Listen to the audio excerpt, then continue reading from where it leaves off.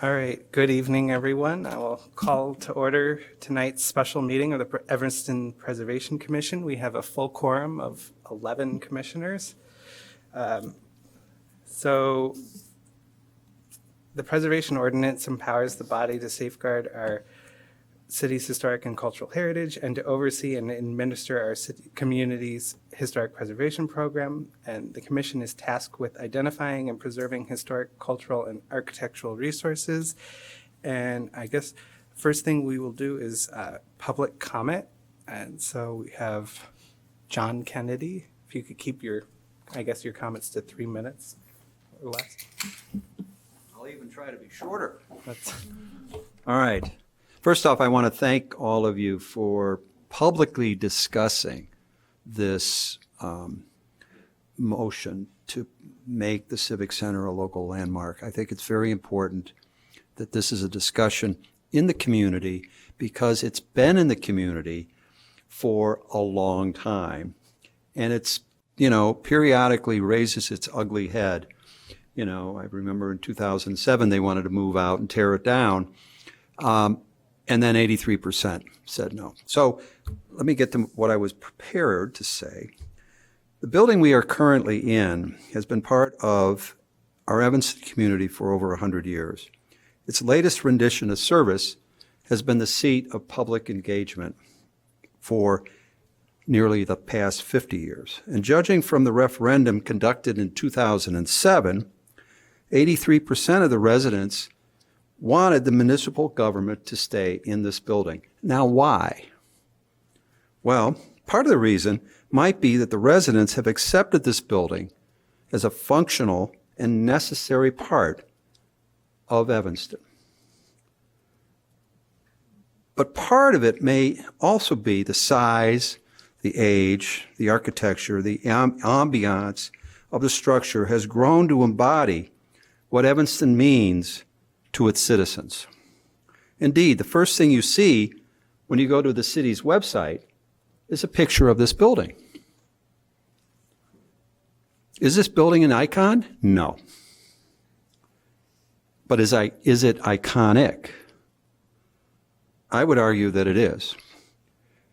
If it suddenly vanished, there would be something missing in our collective mental image of what Evanston is and what it means to people. And pretty soon we'll be all gone and nobody will have that sort of touchstone back to history. This structure has grown to be part of our historic heritage, first as a school and then as a center for civic engagement. As such, it deserves to be part of future generations. For all these reasons that I have briefly mentioned, I strongly endorse the designation of this building as a local landmark. Thank you. all right. Thank you. Next, we have Julie Cohen. I have a visual.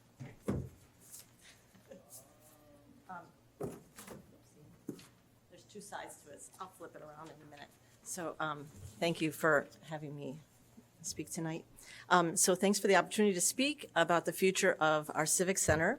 I stand before you to advocate for preserving this vital community asset through local landmark designation rather than selling it probably to private developers.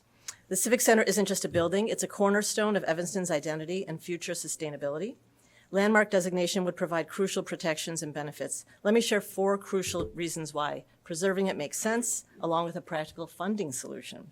First, environmentally, demolishing the structure would generate massive waste and require significant new resources for replacement construction.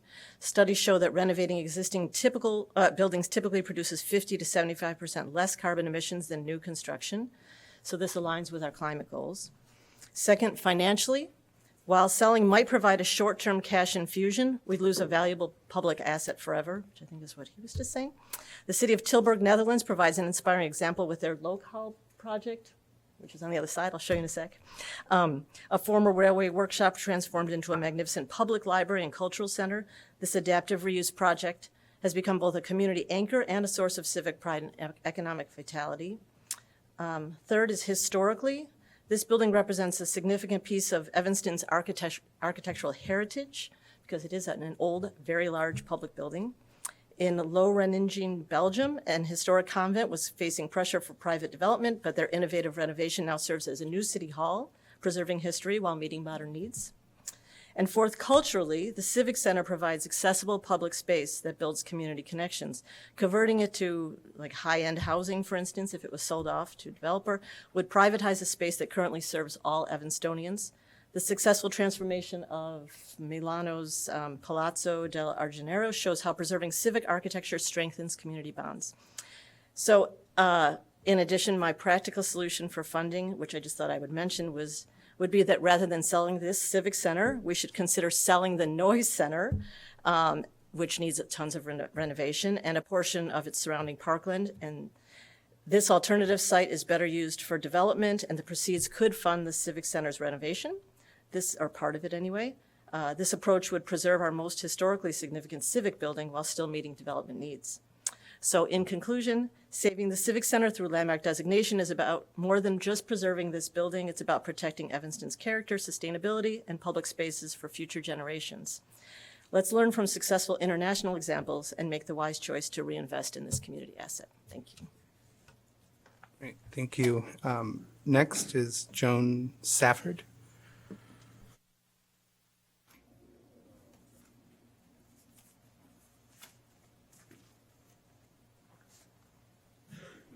Thank you very much. I live at 1618 Wesley Avenue, where I have been since 1966. And so I'm definitely an old Evanstonian with a long historic memory, maybe historic as well as historical memory. I'm here this evening. My dear neighbor, Mary McWilliams, is not here, and I do understand, and I am so pleased to hear that even though she had not finished her renewed application for as designation as a historic landmark for Evanston, that you all have been provided with a draft version of that.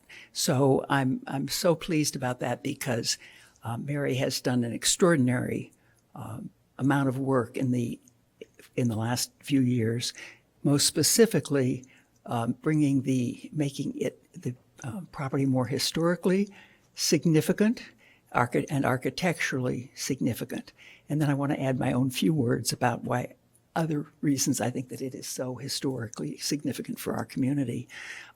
So I won't go into all of the things, but it met, and the Preservation Commission agreed that it met the criteria of number 3 and number 9 when it was originally considered for designation as an Evanston landmark. It had already been designated, as a national historic landmark.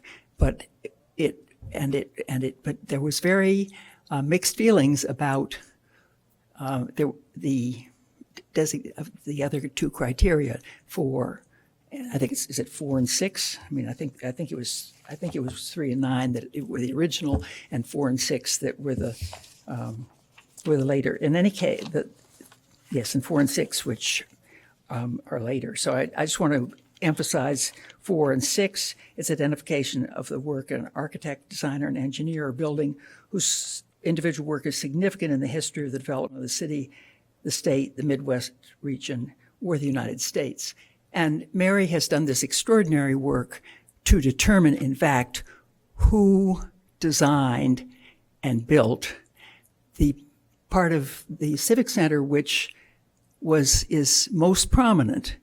That part, the north-south building, which was of mixed up historical work in the earlier period when it was done, and the whole building was attributed to Schleich, only it wasn't consistent with what Schleich was doing.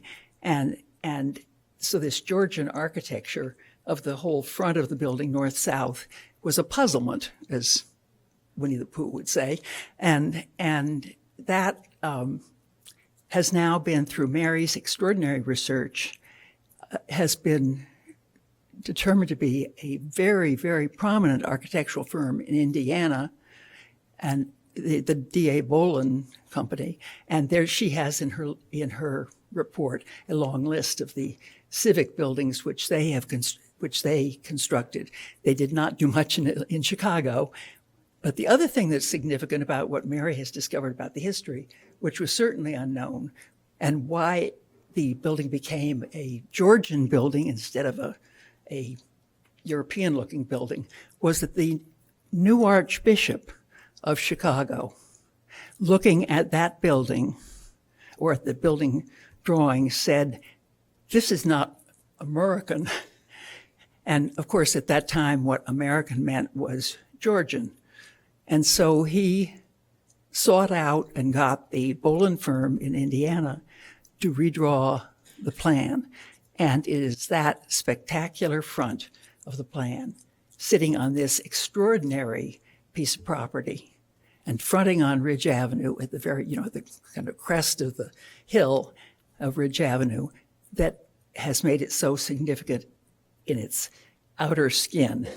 And of course, whether it would remain the same function within the building or a new function, that outer presentation is something we all are familiar with, and is so important to the city and to its image and to everybody around.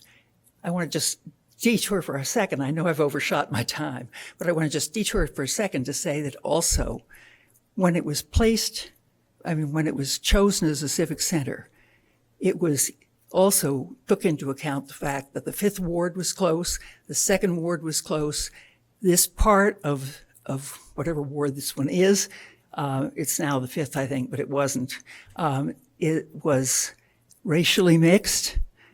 Noyes School and that whole neighborhood and Dewey School were the two other schools with majority black student populations before the redistricting that was done in 1960, whatever it was, 8 or 9 in Evanston. So it's significant from that point of view too, that it was placed in an accessible neighborhood. And then now I, as a senior citizen, want to make very clear, as I use more and more public transportation in fear that I will lose my license at the next annual testing, I'm using public transportation to do as much as I can in Evanston. And the access to the building is just great. It's not, and that's been true the whole time over those 50 years that the city has been occupying this space. And now I want to just touch on the very last point that I wanted to make. We've talked about the history and the significance of the architecture. And we just heard about the significance of the city, the presentation to, and the sense of identification with Evanston of this whole property. But no one has emphasized the importance of this property to women's history in Evanston. When the Evanston City Council first opened here, Edna Summers, who was the first Black woman alderman in Evanston, was chairing committees. She was deeply involved in the civil rights movement, and she was deeply committed to having this building be a center of civic life in Evanston. And since that time, of course, but a contemporary, younger, but contemporary in activism in Evanston was Dolores Holmes, who was the founder of Family Focus and then became an alderman and served until very recently here. So there is that aspect, to add to the fact that it was important as a girls' educational institution from its earliest days. And so I really think that the fact that it reflects so much women's history and is named, after all, after Lorraine Morton, that no matter what, and I will even bet that if the city does not return to this spot, any developer will have as much trouble changing the name from Morton as they did changing the name of the Sears Tower. So anyway, those are my thoughts. I hope they've been helpful, and I urge you to read carefully Mary's terrific work. And I'm sorry she couldn't be here because she is such a contributor to the understanding of this city. Thank you. And I apologize for going wildly over time. No, thank you for the input. Is anyone else here tonight interested in providing public comment? All right, no. We did receive a public comment, so do you want to read that? No? I can read it. This comment was received in writing from resident Tony Schlacks. I'm writing to share my thoughts on the discussion surrounding the future of Evanston City Hall. As a longtime resident, I believe this building holds a special place in our community, both for its historical significance and its architectural value, and I hope we can find a way to preserve it for future generations. Evanston City Hall is not just a building, it is a piece of our shared history. Designed by the renowned architect Henry Schlacks, it reflects a level of craftsmanship and artistic vision that is rare today. For decades, City Hall has stood as a symbol of governance and community in Evanston. Many important decisions have been made within its walls, and it serves as a physical reminder of our city's growth and progress. Preserving it would allow us to honor that history while maintaining a meaningful connection to our past. I understand that repurposing or restoring historic buildings comes with challenges, but it also presents opportunities. With creativity and collaboration, I believe we can find a solution that respects the building's heritage while meeting the city's evolving needs. Preservation can be a practical and sustainable choice, one that reflects Evanston's commitment to history, community, and innovation. I hope that as a community, we can have a thoughtful conversation about the future of this important landmark and work together to ensure that Evanston City Hall continues to be a source of pride for generations to come.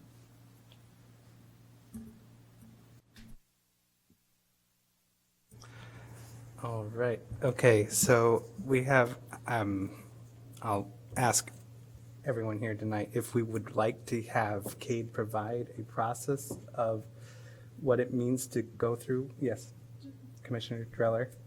Could you bring your microphone a little closer to your face? Is this better? Yeah, Okay, thanks. so I'm going to ask if we want to enter into discussion now, or do you want Cade to provide some overview of the process of what it means to start a, landmark designation? So that's a question if you, Yeah, yes, please. okay. So could you provide a quick overview? Sure. I can provide a really quick overview of the procedure for initiating a nomination. It's relatively simple, and I think it's intended to be so, to be a low barrier for residents to be able to protect their own heritage. So initiation of a nomination can be made by any resident, a commissioner or member of the commission, a member of the Plan Commission, which would translate to the Land Use Commission now, a member of City Council, the mayor, or any not-for-profit organization with its principal place of business within the city, or an owner of record regardless of their place of residence.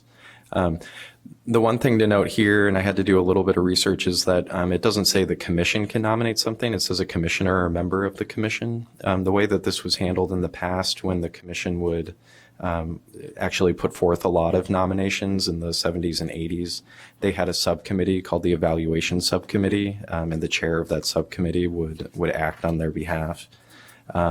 Similarly, the way that it might work now is if the commission would nominate a single member to be the one that submitted the nomination and the form. The nomination itself, at least the way that it starts, is a single-page form that one fills out. Typically, what's happened is that's been accompanied by a nomination report.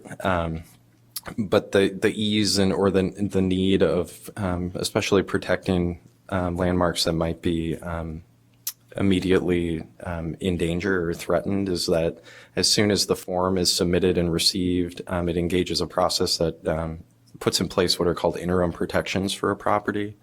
The interim protections essentially until the property, a decision has been made by either the commission or the city council, it in all intents and purposes acts as if it is a landmark already. So any alterations, proposals for demolition, new construction go through the same process, request for certificate of appropriateness. Once the form is submitted, the commission has 90 days to hold the public hearing. That time has historically been afforded to the nominator itself, as well as if it's not the property owner, to develop their opinions on the nomination, or in the case of the nominator, to prepare the nomination report.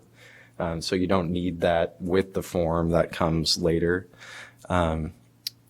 After the public hearing has been scheduled, it just says that it follows the commission's rules and procedures related to landmark nomination, of which there are very few in the rules and procedures. But typically you're given the nominator the opportunity to present information.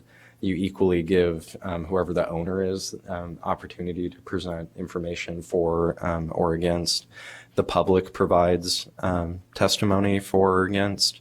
There's also the ability for the commission to call on individuals or technical experts to testify on portions of the nomination, which isn't common.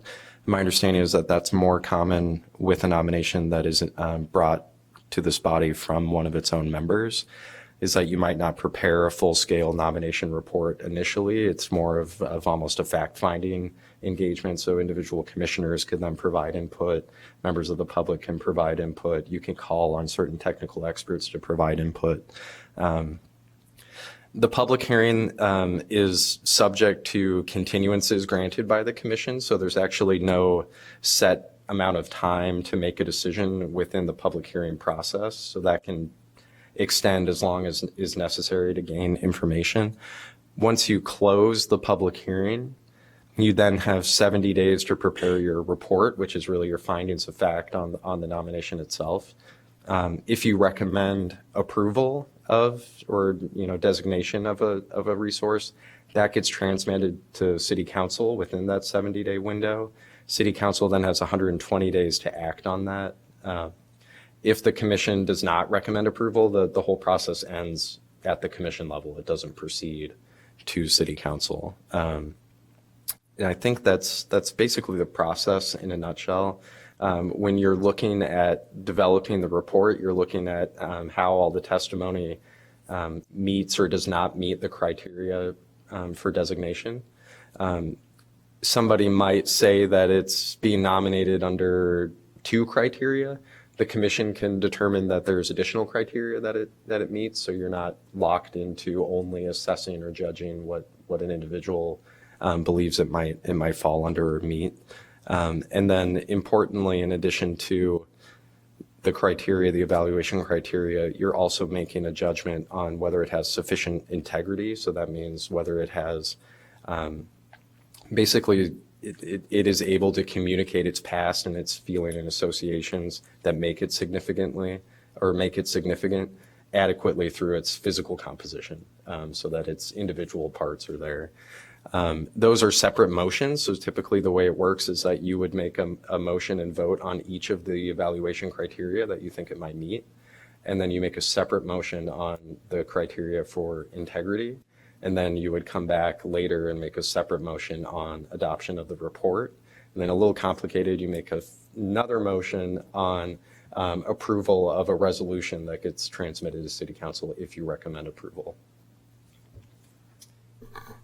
Can I Yes. Can I ask you a Commissioner question? Treller. just to be clear, there is no period of significance required for the city of Evanston, correct? Yeah, that's a good point. There's no, so similar, the National Register has a 50-year cutoff with some exceptions, but typically you need to be within the 50-year window to be considered eligible. We do not have that requirement. We also don't have owner consent requirements, which is different from the National Register as well. So I would just remind everyone here tonight that we're going to treat this building as it's continuing to be owned by the city of Evanston, because the future of this building hasn't really been formally announced. So any discussion tonight, should just treat it as owned by the city of Evanston. And I don't think that we should really get into the budgetary cost of moving or anything, but more keep it to what are the criteria of landmark and from the public, what we've heard. So I'll open it up if anyone wants to have a discussion. I'll start unless somebody else. So there's a couple of things. First of all, the fact that there's no period of significance is important because that's what enables us to include the fact that this building is a civic center, a city hall. If we had a period of significance of 50 years, the way that they do for the National Register, we might not be able to include that. So I do think that any landmark nomination that we do should include this very significant piece of the history of this building. And we have that capacity to do it since we don't have a period of significance. Another thing that I would like to suggest that we include is the cultural landscape, the landscape around the building, which is not mentioned anywhere, but we certainly have the capacity to do that. We've landmarked a landscape very recently, actually, and so I do think that that's something that we could consider adding to this. And then I also want to make a case for the women's history component of this. I think that's pretty significant, and it's authentic to Evanston. It's embedded here. It's not just something that's extra. It's part of what makes Evanston Evanston, is that we have a pretty significant women's history, nationally recognized women's history. It's here and there in the National Register, the existing National Register nomination, and also kind of in the existing report that we were given, the partial report. But I would personally love to see that a little bit more elevated. And then my last thought, because I don't want to dominate the conversation too much, is that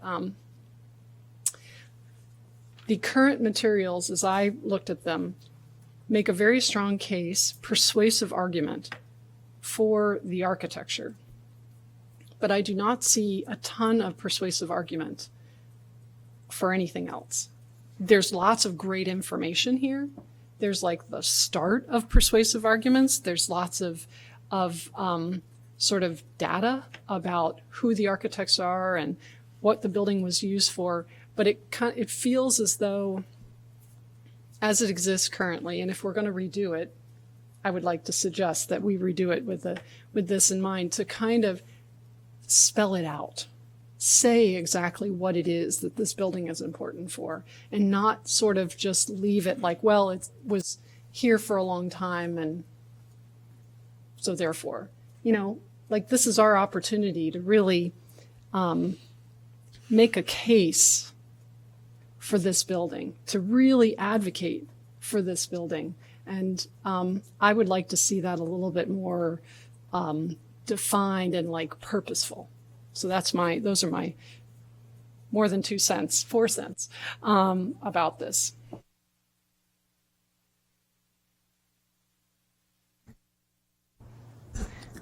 I just first want to acknowledge Mary McWilliams. She's not here, but I hope everyone read or goes back and has a chance to read. She did a ton of research on this, including research in Indiana. I think the Historical Society, I'm not exactly sure, but just an incredible amount over years. So I think she did a great job putting together some historical information.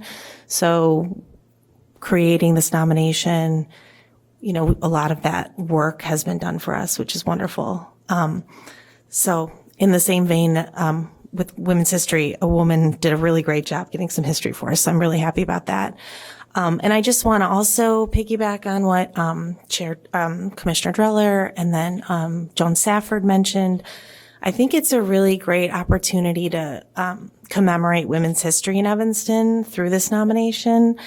And I think I would like to lean into that. I mean, that is one of our goals, is to recognize, some of the built environment, some of the cultural pieces that we have in Evanston, and that celebrate diversity, African American diversity, women's history, whatever that may be.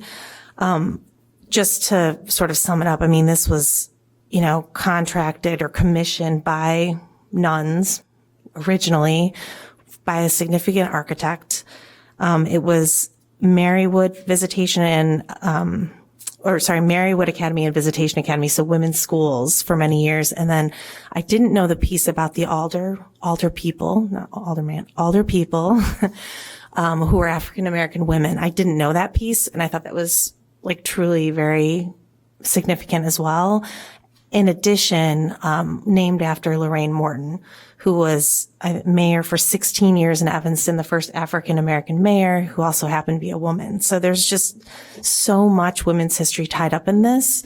And there's really very few examples in Evanston or in our society in general that celebrate women. And I think we have like a great opportunity here to place that at the forefront of the nomination, should we decide to do that. Anyone else have comments to share? I would agree that highlighting women's history is a very important thing to do, because I think while the National Register highlights the architecture of the building, I feel like we shouldn't put the women second. We should put the women first, maybe, because that's part of what makes this building so significant are the women that worked here, the women who commissioned the building, so I think we wouldn't have a building if it wasn't for the nuns. So I think that's why we should maybe do it the other way around, where the women tell the story and then the architecture are a contributor to that history. Well, of course, I agree. Oh, I'm sorry.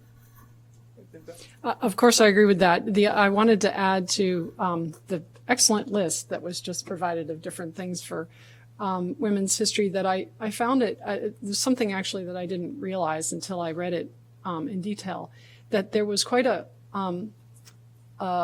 commitment to science and science education here. And so I'm wondering if there could be a little bit more in-depth, kind of discovery, I guess we would call it, or research around, who studied science here and what did they go on to do, and when it was a women's school, and so on, to sort of fill out the story a little bit. If we're, that's the kind of thing that happens when you reorient your mindset along the lines of what Chair Klein is describing. As you start asking those questions. Did you want to? No, I certainly also appreciate all the research that's been done. I'm curious about what the consequences of this would be. What does this mean? I'm an architect. I'm not a preservationist. So I'm curious in all aspects in terms of ownership, what happens to the building in the future. So not getting into everything that you mentioned, but if we pursue this, we should know what the consequences are. So I'm curious if Kate or one of my colleagues that's does this for a living could weigh in on that. And I'd encourage you to speak about the opportunities that are created with that too, not just the consequences. Yeah. Sure, I can talk about. I think certainly the building has significant adaptive use potential. And, typical adaptive uses, at least recently, are residential in nature. I think schools have always been prime candidates for residential adaptations. I think the one thing that's really important to understand with your comment is that it is already listed on the National Register. I think that if there is the intention to rehabilitate and adapt this property, regardless of who owns it, or if the city was to leverage its ownership position to encourage that for the future use of this, regardless of who owned it, it's also really important to understand that the carrot there is a really high number. That value of the tax credits is probably anywhere between $10 to $15 million. And then if you combine that, there are really excellent models for affordable housing development and combinations of the federal rehabilitation tax credit, the state historic preservation tax credit, and the low-income housing tax credit. And those create really successful models for adaptation of larger structures.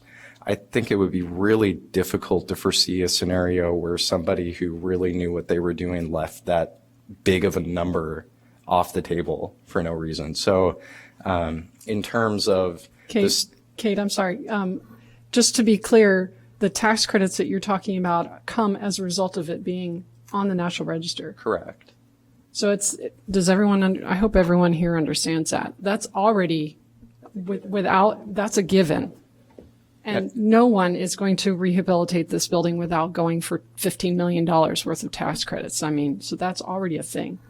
So I guess the connection I was about to get to is that the connection is that somebody going through that process, they're meeting a set of standards that essentially mirror our very own standards. So I don't think in terms of its near-term rehabilitation and adaptation, regardless of who owns it, if it's foreign income producing use, there's no reason to expect that somebody wouldn't. I think it's superfluous on it. I don't think they would really care that it's designated as a landmark because they go through the same process with the state of Illinois and with the National Park Service anyway. I think the benefit to a local designation is certainly the longer term viability of a building like this. So after it's been rehabilitated, 20, 30, 40, 50 years projecting into the future, it might change ownership again. It might need to be adapted for any number of new uses. That's a world that I cannot vision. But it would have inherent protections and at least the opportunity to have a conversation about its retention in those moments. Can you also ask, can I ask you to talk about the Class L designation? Is that would be an opportunity that someone could apply for? Yeah, the Class L is it's a Cook County incentive program that reduces the tax structure of a property, and it's passed by ordinance by the local taxing body, so it would come before the city. We don't see a lot of those in Evanston. The Chandler Building downtown is the last Class L opportunity that I think, but that is an opportunity and an incentive where they do have to be a local landmark. So that is a good point. I'm sorry. I was going to ask the benefits that you referred to earlier from the preservation funds. Is the city also able to access those funds if they chose to further to develop the building? So the easy answer is no, that it's typically just for income producing uses. There can be a lot of complexity in what that looks like, so I'm hesitant to say absolutely not, because there are new and, as we're speaking, probably new and innovative what are called public-private partnership approaches that look at creating solutions where you can access those tax credits. Even scenarios where the city might be a partner in an LLC that assumes the tax liability for the property, and then they essentially it gets put on the tax rolls, but then they have some use within the building in addition to what those other partners have. So there are avenues that exist, but they become more complicated. And certainly this is, there are people that make their entire profession off of tax credits and their syndication and how they're used. So I know enough to be dangerous, but certainly not an expert. I wanted just to add to the conversation about tax credits really quick. For the benefit of anyone sitting here who doesn't know or watching on YouTube now or later. There are two, for this, the tax credits that Kate was talking about, it's a two-part process. The part one is getting the National Register or the landmarking designation. And then the part two is where you have the ideas that you have or the proposal that you have for your project, and then you submit it to the state for review, and then they talk to you about what you're allowed to do and what you're not allowed to do. So often when developers are looking at these big projects, right, they have to figure into the cost of this process the whole landmarking part. But somebody looking at this building wouldn't have to do that because it's already on the National Register. So they can just skip right to the part two. So that's, I think, what Cade was talking about when he was talking about the fact that that the landmark designation that we're providing now would not really be relevant so much to somebody who's coming to look at it, because they could get started right away with the tax credit, their $10 or $15 million tax credit. From day one, they could get going on it, and we could be doing our process for the landmarking.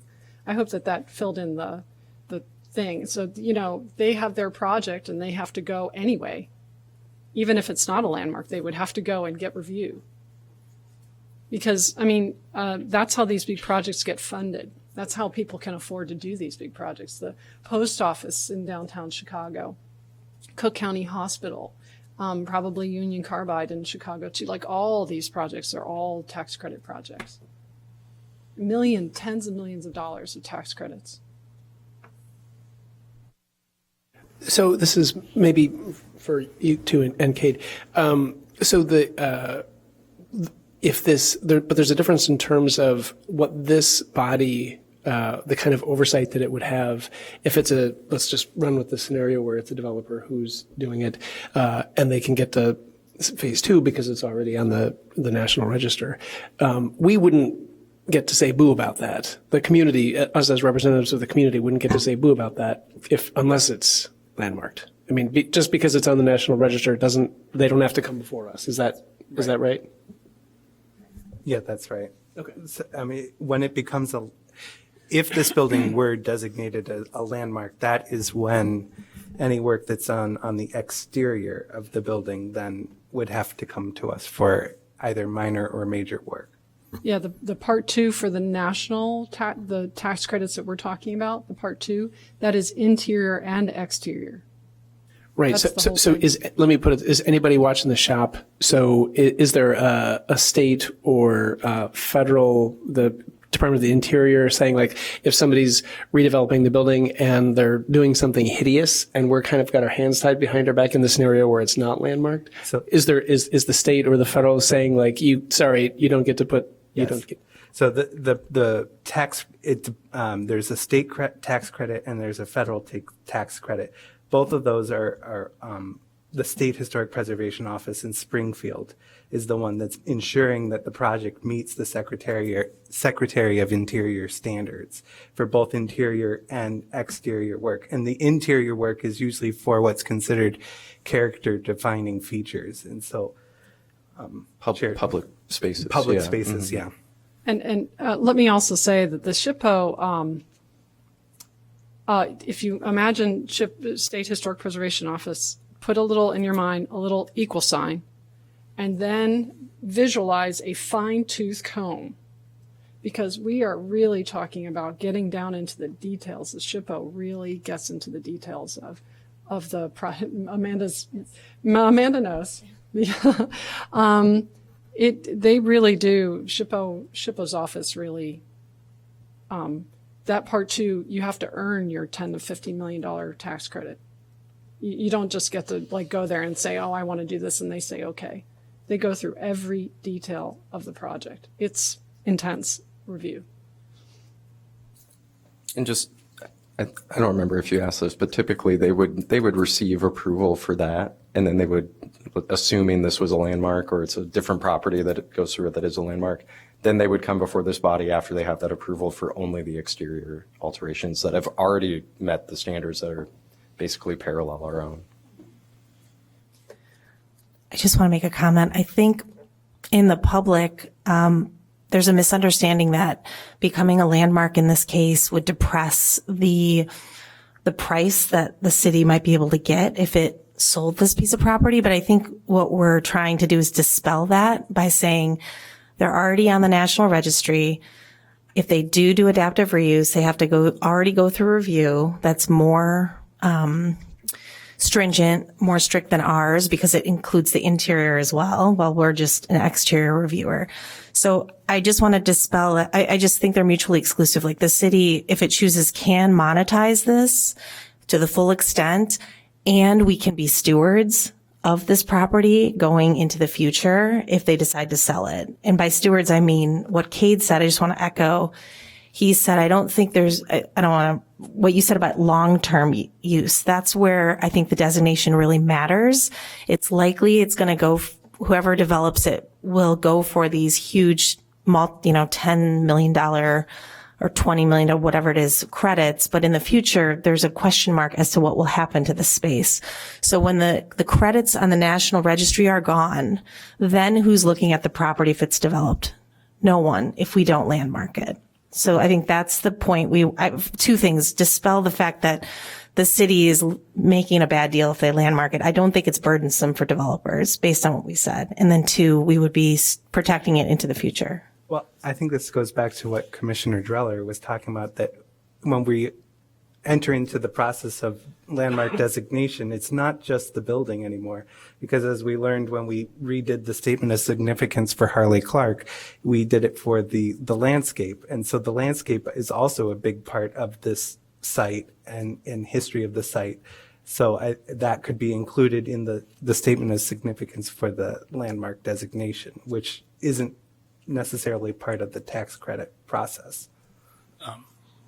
I wanted to add on to that a little bit of what Commissioner Driller said about the landscape and the importance of protecting it also, because, we are interested in the visual aspect, not the use, not the interior, but we're looking to preserve the quality of the whole visual experience of the historic building, which extends to the property, particularly in a case where you have mature trees, for instance, that are a very significant part of the full component of what we see and how we appreciate the structure and the context that has evolved around it.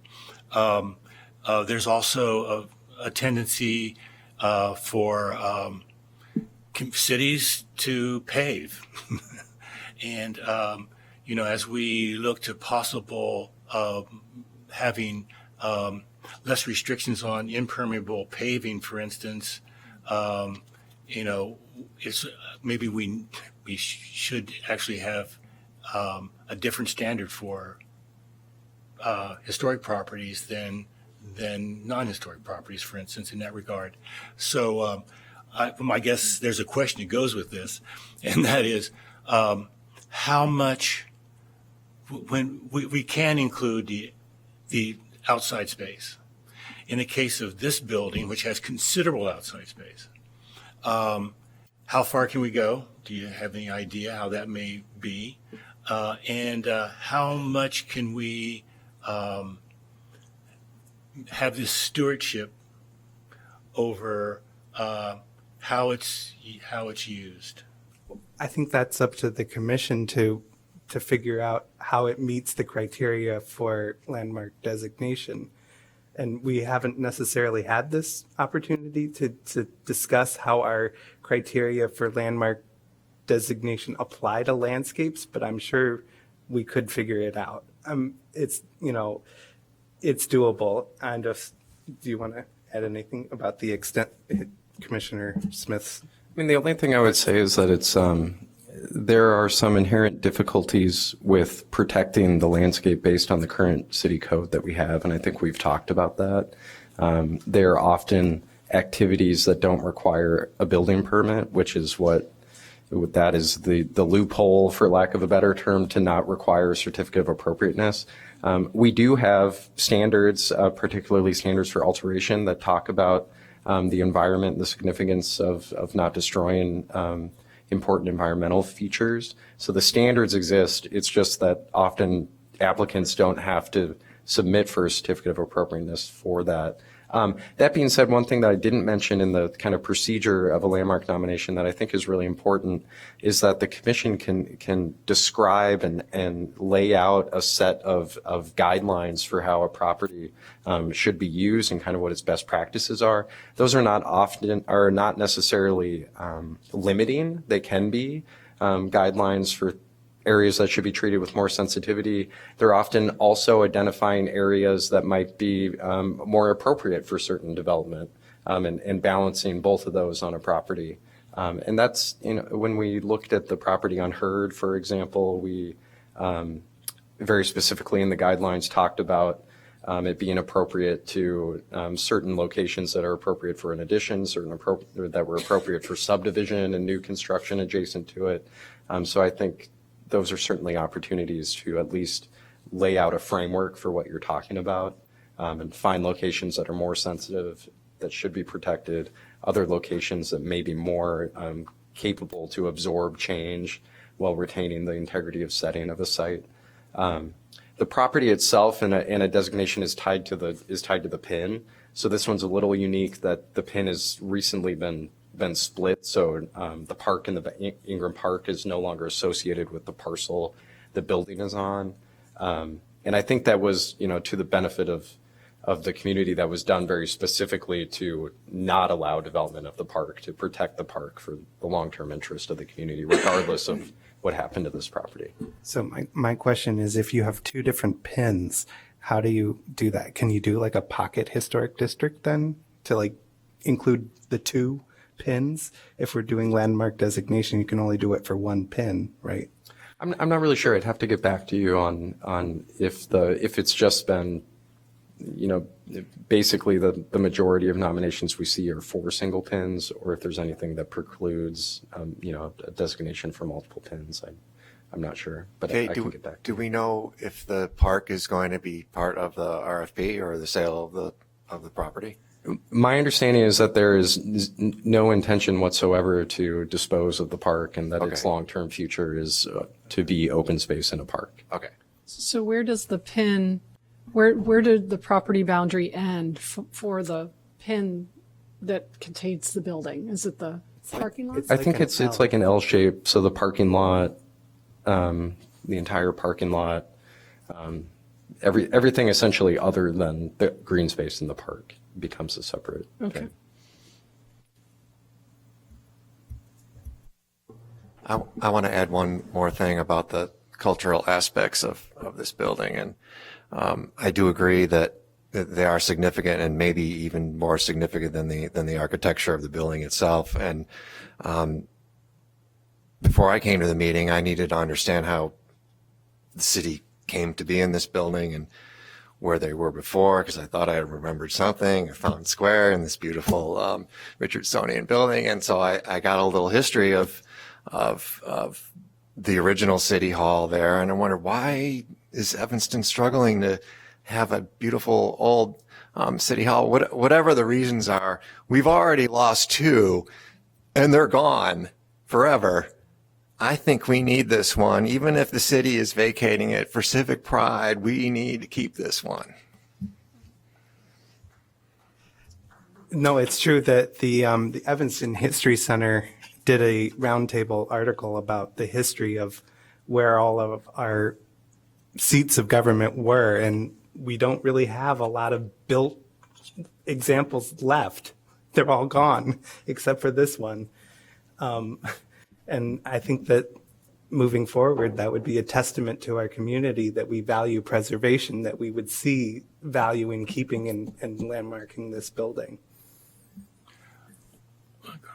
I read some references to the tower earlier on in the history of the construction of this building and its outbuildings. How many buildings are those included in the historic preservation? Are the other buildings included in the designation? The other two city hall buildings? The buildings on this site. Oh, I so see pictures of this singular building, absent the buildings to the south of the building here. The outbuilding is listed in the National Register nomination as a contributing property or structure. And then also on this side of the building, I believe, was a gymnasium at some point in time. That's that open clearing space. And there's some historic photos of that was demolished at some point in time, I believe prior to city ownership.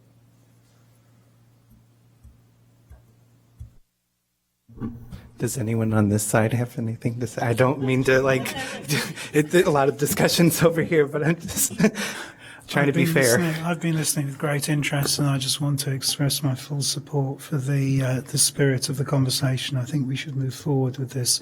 I'll just add something very personally. This building is very important to me personally.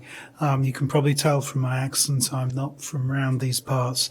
This is after I became an American citizen, this is the first place where I came to vote, and standing in line to vote in this building was a very, very important moment. So I support everything that's been said, particularly the remarks that have been made about the cultural significance of this building. It's really important we don't lose it.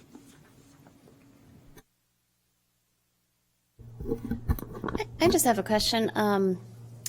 Do we know why the initial draft of the local nomination got paused, or just what the story is there? Like, was there some hiccup that we can prepare for now? Just I don't know a full history of it. Anecdotally, I was told that the city council at the time just refused to take up the matter, so they didn't even hear the case or review the report, which is their discretion to do so. Basically, they have 120 days to review it. If they choose not to, after that 120 days, it just acts effectively as a denial. I think at that period of time, my understanding is there was also very much uncertainty for this property, and there were probably explorations for redevelopment of the property, and they probably saw it as a limiting factor at the time, which I think maybe there just weren't opportunities for education in that moment to express what that might mean, or they had visions for the property where the building was not here. And so are there things that we should be thinking of doing now, this time around, to prepare for the yes?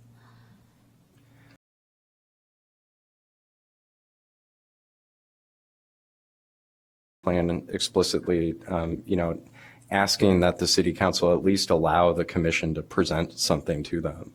That I know there are feelings on this body of members that went through that was a tremendous level of effort and work that went into that, and then to not have the opportunity to communicate our recommendation on that, I think was very unfortunate. So I think hoping or advocating for that early, I think is important.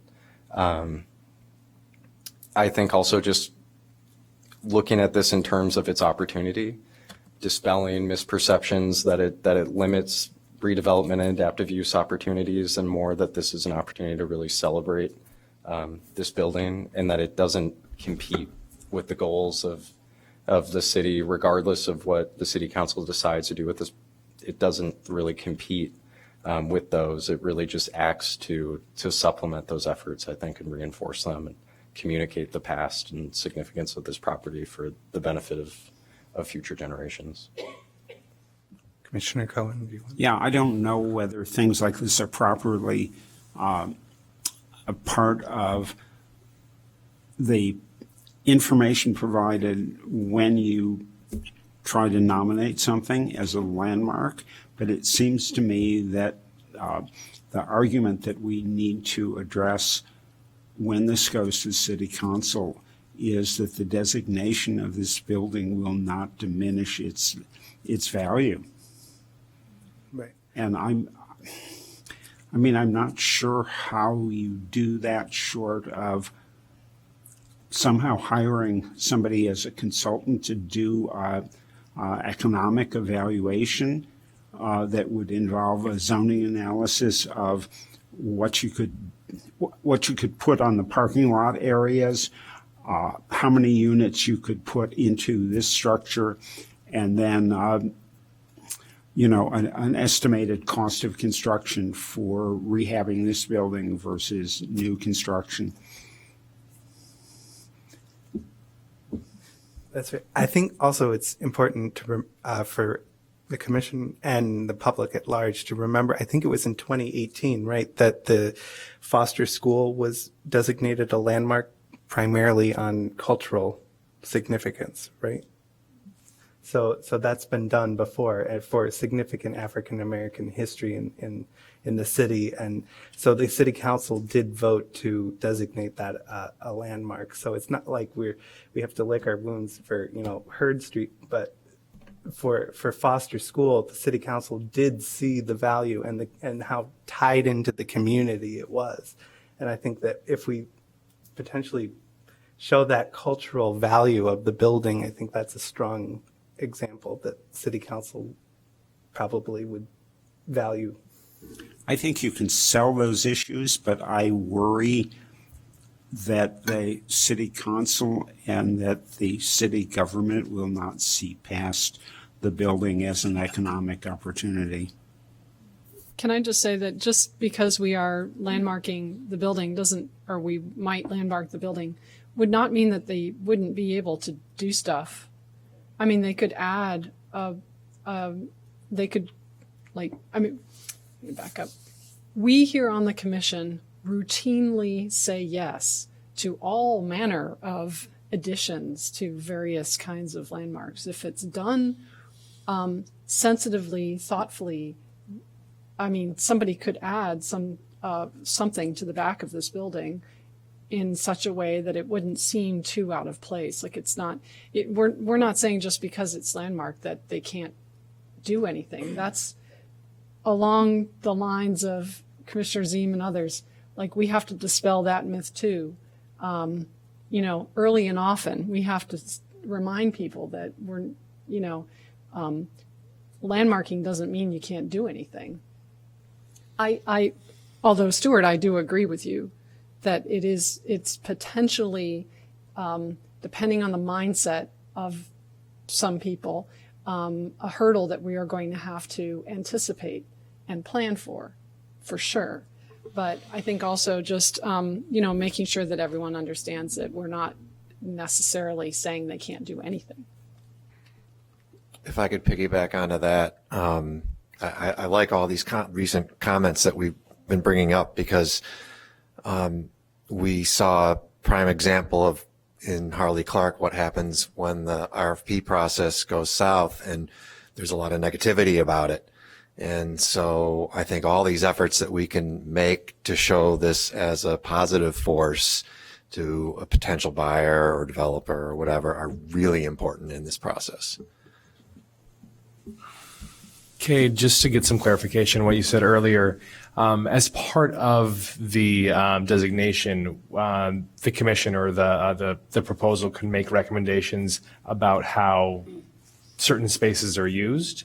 Like, so conceivably, if we recognize that the reason why this is happening, or a significant reason why this is happening, is there's a desire for development of this property for lots of different reasons, if we recognize that that's the reason why this is happening, then we could have some sort of what we put together could make a nod to that and have some sort of not necessarily control, but control over where things are eventually potentially built on the property. And not like in a binding sense, but that you're creating guidelines. I really think the best way to think of it is just identifying locations or aspects of a building where sensitivity is required, and sensitivity in those treatment approaches could even be outlined, but also identifying areas where change can be made and maybe could be readily made or could be readily acceptable, and that becomes part of the record of that nomination moving forward. And it is a significant opportunity. I think it's a way that we buttress that is to articulate the opportunities for development potentially in that, so we have some control in this body about where any potential development is done, and also make it more potentially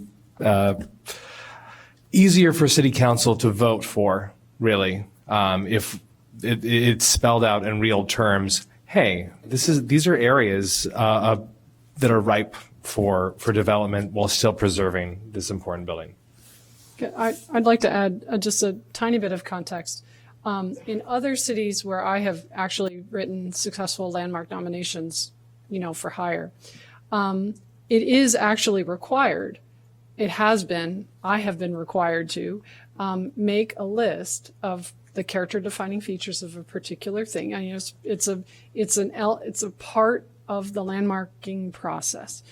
the list of character defining features, and then I have been required to indicate very significant, significant, contributing, non-contributing for each one of those. It's like a grid kind of.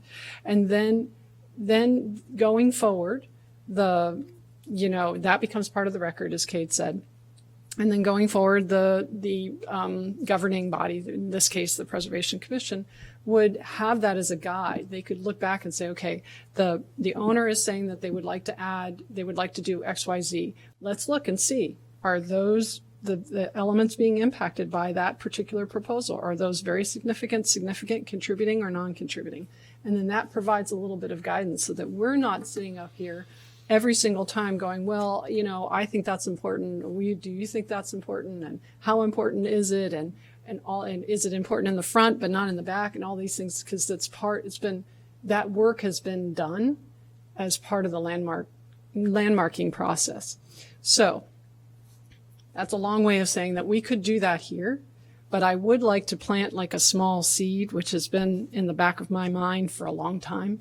And I'm going to take advantage of this to say that we could require that. We could decide as a commission to require that in future landmark nominations. It would be a change to the ordinance. I know it's a bigger process. But we don't have to have a conversation. You are required in any nomination to spell out a list of character defining features for each property. Yeah. It does not require the level of detail that you're describing, Right. That I think would be really advantageous. And almost combining the ability to create guidelines with those character defining features, I think, is a very powerful opportunity. Right. So I'm not trying to sidetrack our conversation. I'm just saying that that's actually something that other cities have, that we have a great preservation ordinance, but that's one thing that we do not have, which we could decide. Maybe we use this as an opportunity to figure out what we want. I don't know. But it's just for context so that you guys know that that's something that other places require. There's one more way that I can see us getting involved with the future of what does happen here.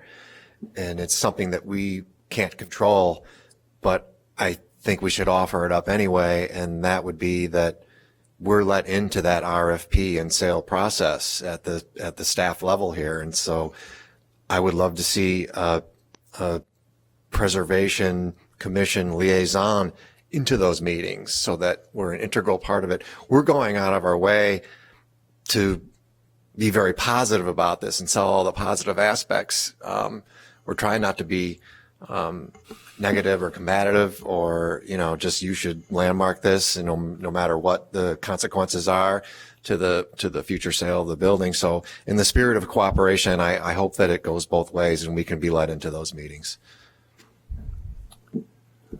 I know that there is a tax increment financing district proposal out, or maybe it's already completed, that includes this building. That's right. This is currently in the 5/5 TIF district. So to what extent does that designation affect our ability to do any of the things we've discussed here? Do you know? To nominate a building and landmark a building?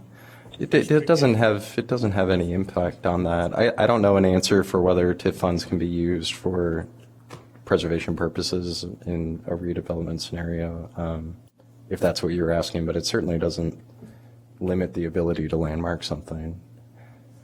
No, well, that's why I wanted to find out, because there's no kind of set TIF language, and that I know of anyway, that is, so my question really is that the interest of the TIF, which is taxes, which is obviously commercial in orientation, does that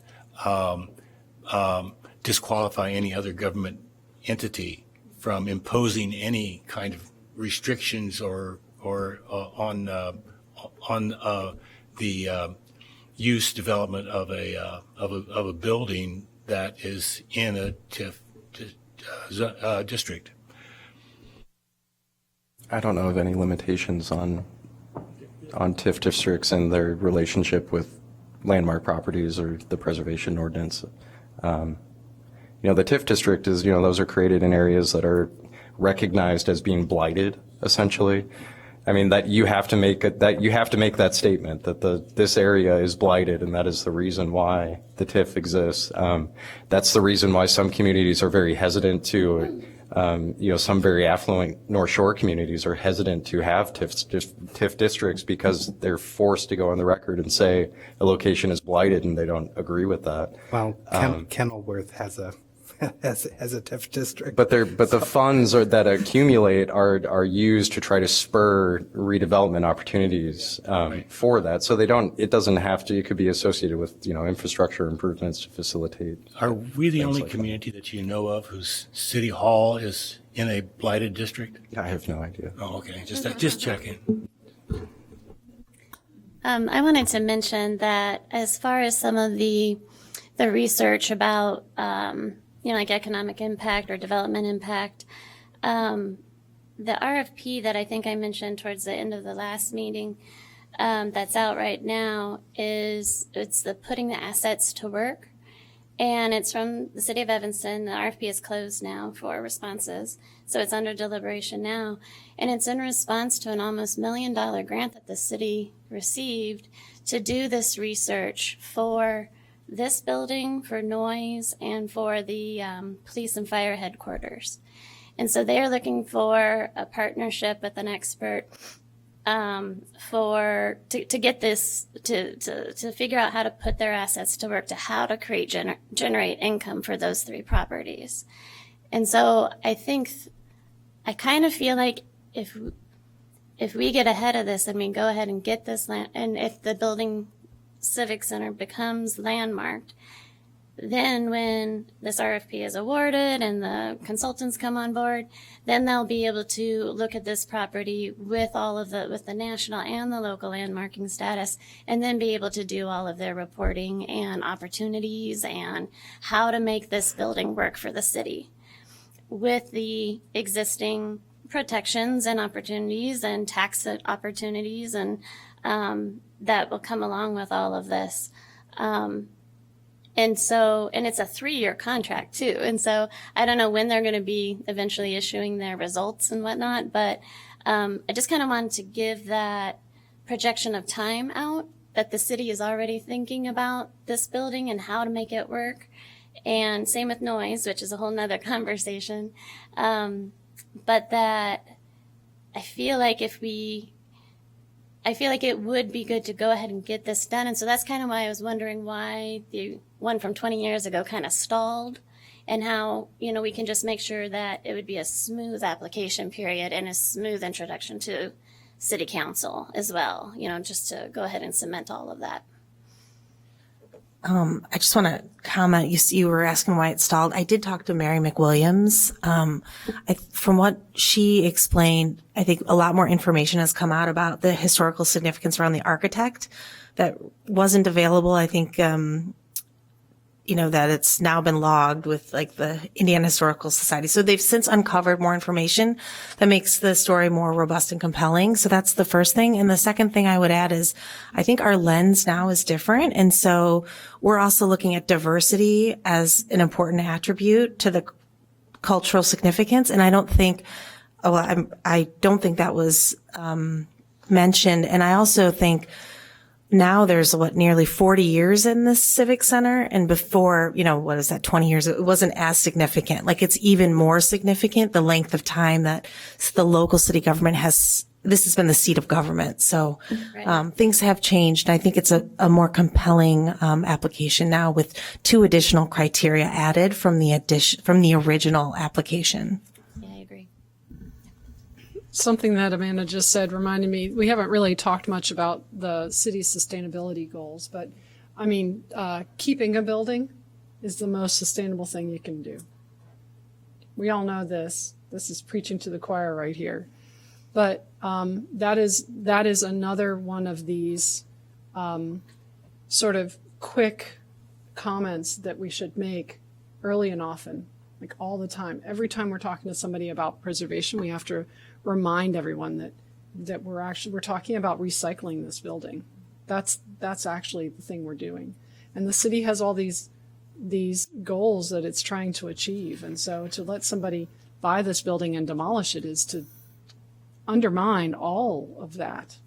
Well, it's also more than just recycling the building. We also have opportunities to potentially look at other renewable energy on site, solar or geothermal, or because we have the large park right behind the Civic Center. So, I mean, that's a potential too for, the net zero healthy building initiative too. It just, the amount of waste that this building would generate if it were demolished is extraordinary.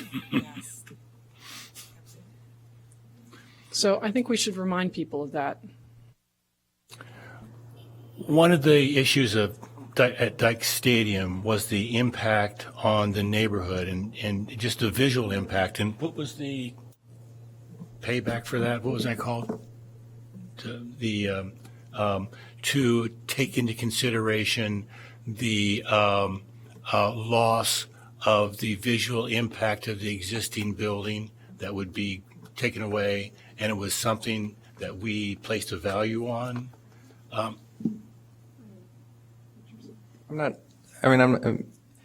not sure if this is what you're referring to, but I can, just say that very often historic buildings that have been with a community that become part of their collective memory, there's psychological attachments to those buildings. Right. They act as visual cues and in how somebody orients their day-to-day life. Right. I'm not sure if that's what you're talking about, but that's certainly very well studied and documented. It was something that we... That's why they call them landmarks. Very good, Stuart. We talked about a plaque and other ways to commemorate it. At that site, there was a name for it. That You're talking about mitigation? Mitigation. Okay. Sorry. And just another point, one of the reasons why the city got that grant is for that RFP, I believe, is that because of its proximity to public transportation. And so, again, noise and the fire and police headquarters and civic center, it's a grant specifically because those buildings are within a half mile of the L, I believe. So it's an amazing location. And I echo the sustainability, the opportunity for new technologies to make this a net zero building potentially. The women's history, loud and proud for that. I think there's the let's just save a civic building for Evanston. Let's just have keep a memory for that, and keep this building working for the city like it has for a long time.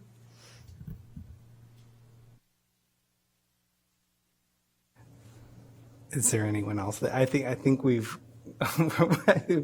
reaching consensus on moving forward on this. So I don't know how we would do that. I mean, because you said that I was taking notes when you said that in the past when a commission did it, started a landmark designation, they had an evaluation subcommittee. Mm-hmm. Is that something that we would consider doing, or would we have Ms. McWilliams submit her initial nomination, and then we could, work with her on that? Or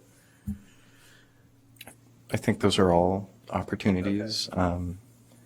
If it's a single person that would submit it, I think nominating somebody or somebody volunteering makes sense, or creating a working group or a subcommittee to explore it further is never a bad thing. I don't think that the building is imminently at risk of being demolished. There's certainly time for this to proceed a little more cautiously. Or you can, or as part of that subcommittee, you can work with Ms. McWilliams, who I know was very willing to continue working on the nomination. I think she just asked for some assistance in that approach. She is an associate member of the commission, just so everyone is aware.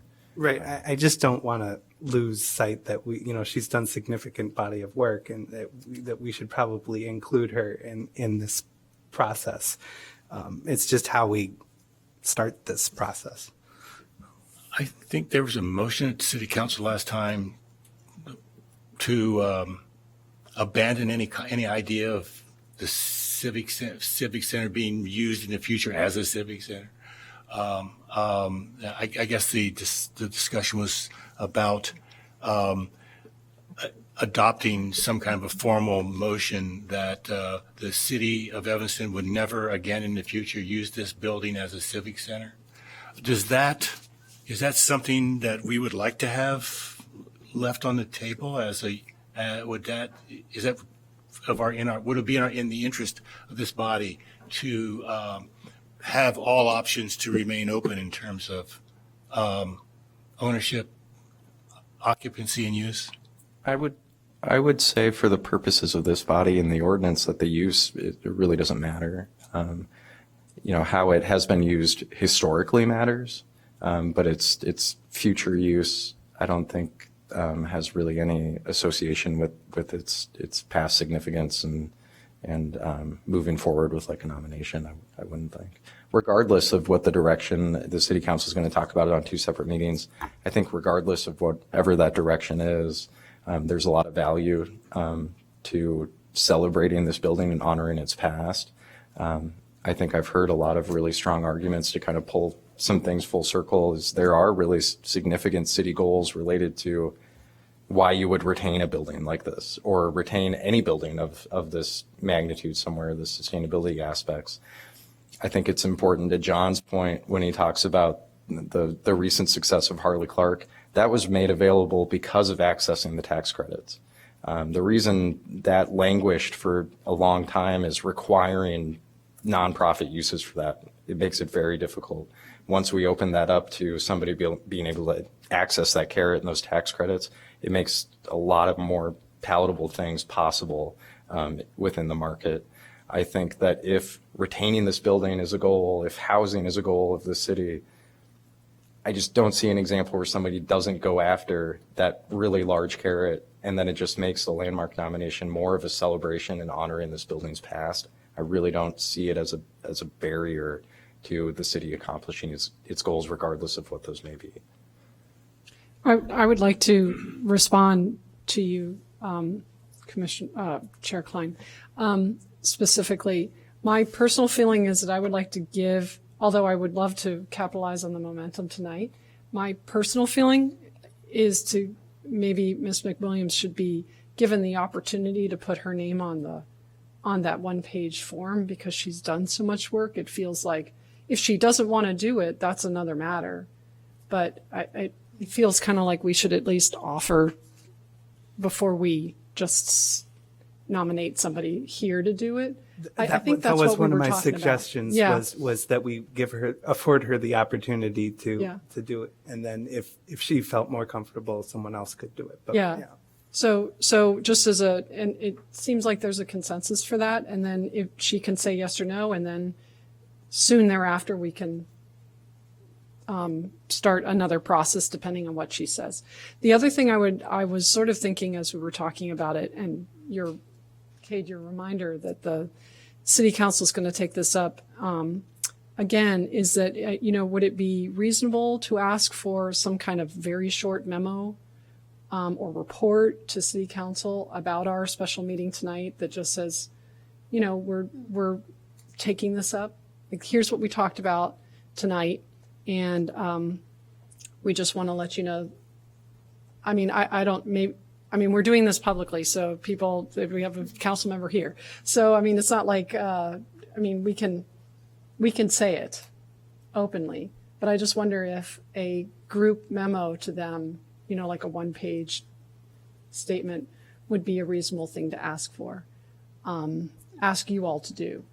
Yeah, I certainly think that's something you could do, or you could attend the meeting and provide comment in person is also a powerful way to communicate this idea. I like the idea of a memo just because it gets included in the packet and then it's part of the record for, just that another way of memorializing this discussion that we're having tonight. I also think there's opportunities if there are members of this commission that would be receptive to that, to trying to have a meeting with the city manager's office to communicate these ideas one-on-one, to hear what their concerns might be. I see no downside in that. I'd be willing to volunteer a little bit of time for that if you all wanted me to pitch in. I like both of those ideas because they demonstrate our passion about this topic and this building and demonstrate that we are doing it in a spirit of cooperation and want to collaborate on it with them. Yeah, I like the idea of someone speaking at the meeting too, not just the memo, just for those who might be watching the meeting, just getting that information out. And then I also just wanted to follow up on Mary McWilliams. I spoke with her, and I mean, I think she would like to continue writing it, but she wanted some consultation with someone on the commission about more technical stuff about the architecture. So that was an area that she requested help with.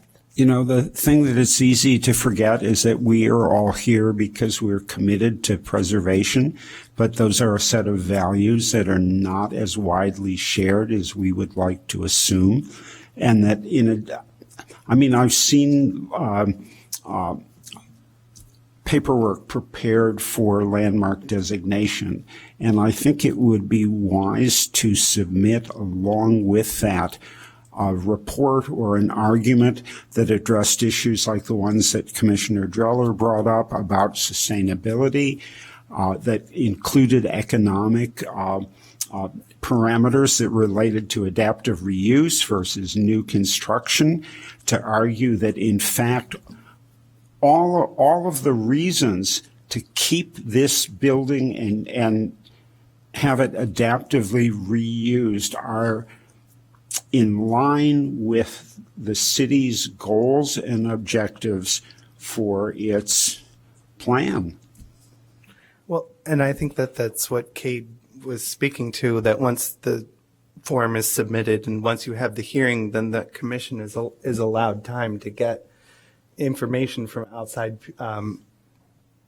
people about that. And that would then be, I think, all of that would be compiled in our findings of fact that we then send to the city council. And I agree that it would be advantageous to include those in that findings of fact report. I don't think I've heard, at least not enough for me, about the concerns, the impact on the surrounding neighborhood. Do we have, is something that Kate could address that? The impact on the neighborhood, what the neighbors actually think, and what the economic impact could be in terms of real estate values or any other factor that has to do with what's beyond the boundaries of this location. I don't think I have any specific answers to that question. I don't know that the neighbors have necessarily been engaged in what potential opportunities they might find palatable. I would hope that they would like to retain the building. It's certainly been part of their history. Yeah, maybe a way to ask that question is, if this building were torn down, what would the zoning permit here in terms of impact on the adjacent neighborhood? I mean, we've met and looked at the zoning plans and decided, for instance, that a 100-story building along Chicago Avenue backing up to a street of single-family residential was a bad impact.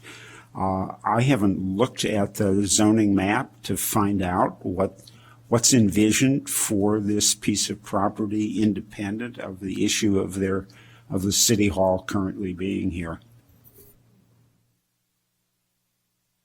Okay, the interim protections you mentioned, does that prohibit the transfer of ownership? No, interim protections don't impact ownership whatsoever. Okay. It just creates a process for application for permit, projects that require a permit. I think that might be a good thing in the event that there's an RFP and a potential buyer who does not object to our status as making it a local landmark, and so the process could continue concurrently without any interruption in that scenario. I think it also attracts the people that were more likely to hopefully that would, if we go that direction. But so I guess from now, after this meeting, we're going to allow for Mary McWilliams to potentially submit the form for landmark nomination. And then in the meantime, you said the city manager would like to meet to potentially. I didn't say you'd like to meet. I just said that I Okay. think they'd be. I think they'd be very much receptive to that. Okay. I think that it's a good idea to engage anytime with whoever the property owner is, and I think having the opportunity to have one-on-one conversations with them can be very valuable, and I'm sure that he would be willing to accommodate that. I just had a question. Sorry. We're all residents here as well. I mean, would it make sense for us to reach out to as residents to our alder people and just informally and answer any questions they may have? Or I'm not sure how many of them watch our meetings, or, they could just informally ask, we could answer these questions or dispel some of these myths. I just wanted to know what people, okay. And I do also think that more than one of us can go to the city council and speak. In fact, if any, it would probably have more impact if more of us were to go. Although, there's we're all here tonight giving extra time. So then the idea of coming back to a city council might not be feasible depending on what we have going on in our lives. But if we were to do that, I would suggest having, that we all have some prepared thoughts. And so if a potential memo were to be delivered to city council, kind of just summarizing the basic idea of this meeting, that would help us to give us all, whoever wanted to speak, some kind of a framework or something to refer to, or whatever. We could read from it, whatever we each wanted to do. No, I really like that idea. I think the fact that we're having this special meeting at all means we should do all these things. We should speak, we should send a memo, and we should create a subcommittee to engage with Mary about furthering her, application. But like in terms of breaking down what we all speak on, one of us can speak on the sustainability aspect. Somebody can speak to the sort of like the softer preservation stories that John mentioned earlier. Like there's lots of dimension here that we can share with them. And then the cooperation piece, I think, is really important. We're looked at sometimes as this sort of edifice that just cares about protecting buildings at all cost, and like putting a face to this, I think, is really important. It sort of speaks to the nuance in a way that a memo on its own, I feel like, can't. Okay, just a question. When is our last Preservation Commission meeting here? I think the last meeting will be the March meeting, which March 13th rings a bell, but I can double check. So should we have a last hurrah?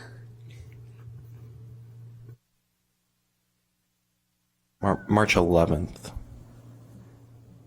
So because I think it's March 31st is when all operations of the city are ceasing here, which is it is a moment to mark that we will be moving on to other. Yeah, I think we should take note of that. And somehow, I don't know what that would look like, but that's a big deal. Right. Well, I'm sure we could include that on the agenda for our March meeting. And in the meantime, if anyone has ideas of what that is, you can share them with me or Cade. And I guess with that, I think we're done with our discussion, and we can adjourn the meeting. We don't need to make a motion to start that application with Mary McWilliams? I don't know that we can take any action tonight with. Okay. Or can we? It's on the agenda. I mean, you could make. Well, sure. I mean, I think if it's fine. If you want to formally, if you want to to formally do that, we could make a motion to reach out to Mary. I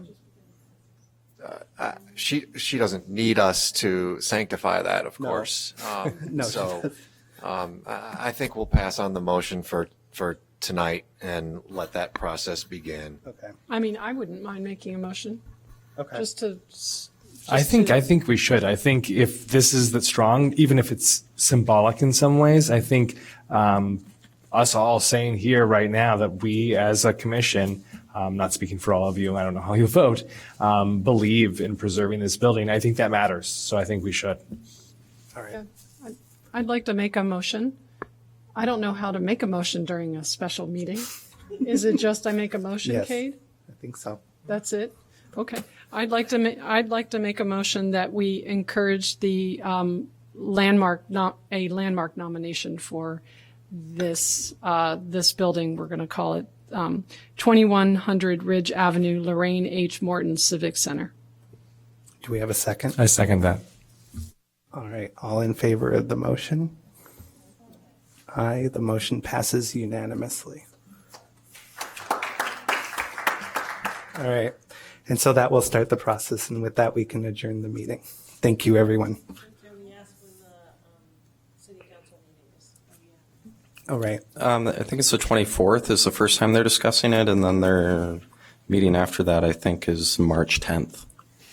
Kate, is there a process by which we should formally reach out to Mary McWilliams about participating in using her research to write a landmark nomination for this building? I've engaged with her previously, but I can reach out to her. Okay. And tell her that we took a vote. Yeah. And what that vote was. Of course.